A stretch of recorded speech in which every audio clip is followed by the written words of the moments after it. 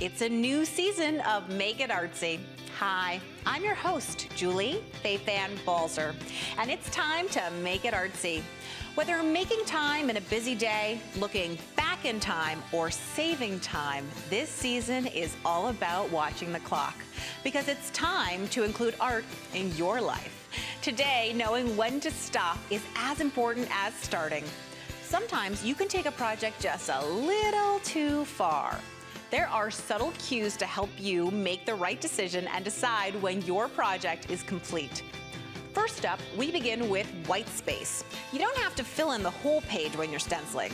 You can train your eye to leave just the right amount of space. Then it's a faux encaustic technique with Seth Apter. You'll also learn when to stop and when to keep going.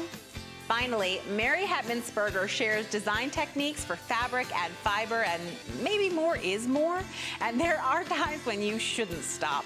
It's all about when and if you need to stop today on Make It Artsy.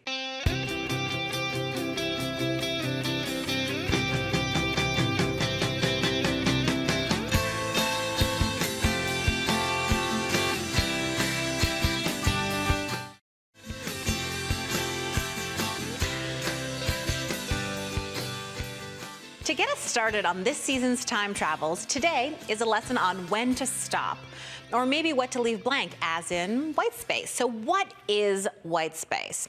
Well, it can be literal, like you see here, like there's actually white on both sides of this area of color. But white space can also be an idea, meaning it's a place for the eye to rest. So I have two examples here that are not actually white. The first is the birds on here actually give your eye a place to rest from the crazy busyness. And the second is these large circles actually give you some restful space. Even though they're yellow, they're still considered white space. So I'm going to show you how this all works. So the first and potentially the most obvious way is that you just leave some actual space white. So I'm going to go ahead, I've done a little bit of a background, and now my favorite way to stencil is to use cosmetic wedge sponges. And so here's a little tip. You can cut off the end of your sponge if it's dry and hard or if it's been used, and then you have a nice, clean, fresh sponge. Another tip is I like to use gray palette paper, because if I put out this gold paint, I think what you're gonna see is that you see that gold color, you see that white so much better on the color gray than you ever do when you're working on another color such as white. The other trick is put as little paint as possible onto your sponge and try to mix colors so that you don't just have a flat single color. Then I like to pounce up and down through my stencil. Now, I think a lot of times people think when they see a stencil that they have to use the entire stencil, and that's just not true. You can use as little or as much of the stencil as you want, and you'll notice that I just hold it into place with my hand. You can tape it down if you're a little bit nervous. I also think it's better to layer in the colors, so I'm just gonna lift this slightly, and you'll see that my flower is there. If I want it darker, it's better to go in with a second layer than to try to put through a really heavy layer of color. But when I lift this, look at that. It's beautiful. And now I have a focal point on here, plus the eye can rest. And that was so easy to do with just a little bit of stenciling. But things get more complicated when you start to add more. And as you know, I'm a maximalist and I will always add more.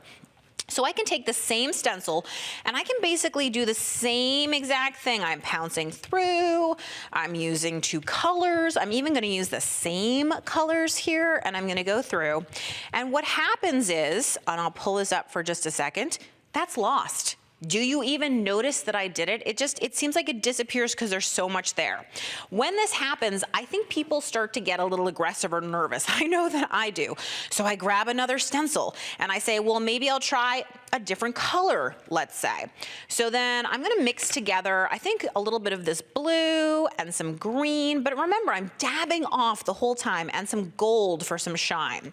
Because I think this is far enough away, it's across the color wheel from everything else, so this should really show up since that pink didn't. That should really be impactful when I do it. And again, even though this is an overall design, you don't have to do the whole stencil.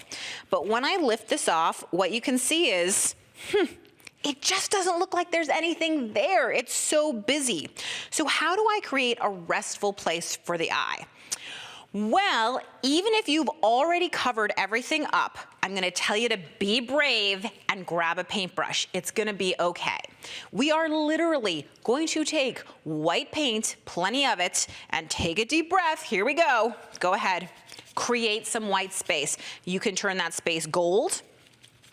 You can turn that space green, blue, gold. You can do whatever you want. You're just trying to create a little bit of space for the eye to see what's happening.